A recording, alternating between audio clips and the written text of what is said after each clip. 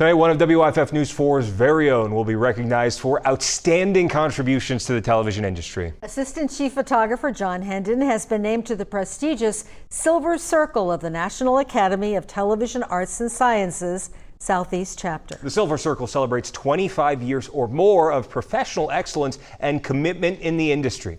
Here's Jane Robelo with a look at John's outstanding career. When John has a vision, it's going to happen. The gifts of George Pachepso have risen early. This is a man who would hike a mile up the beach before dawn to get one shot. Marrying the beauty of the natural world with the soul of a story, often with a joyful reveal. That modern artist is George Pachepso, the 11-year-old. It's your birthday. Who can sell one painting for more than many adults make in a year. And he has this intuition. He just has a feel for how to put things together. John has the patience to always capture the perfect moment, no matter what it takes. This is my outlet. And that elevates his stories into something that is always truly memorable. John's photography was first recognized with an award when he was in the 7th grade.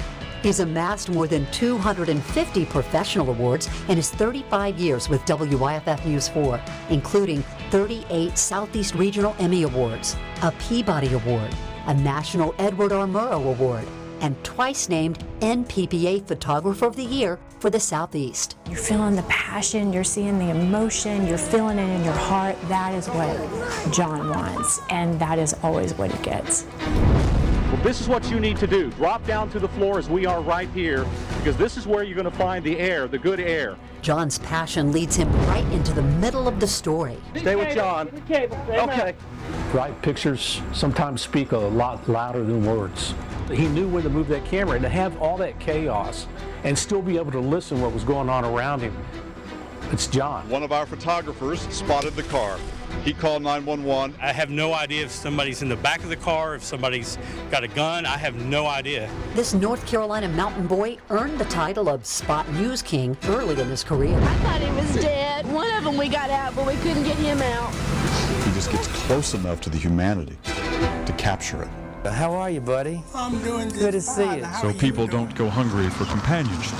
I just stay right here by myself all day long. He just cared about the story, and he cares about people. And he pours that into other photojournalists. I remember watching his first video montage at the Blue Jeans Workshop in Athens, Georgia. He was able to take the world around us and turn it into a story. John Hendon's ability to pass along his knowledge to younger journalists is probably just as important as the awards he won. He is the humblest genius I have ever known.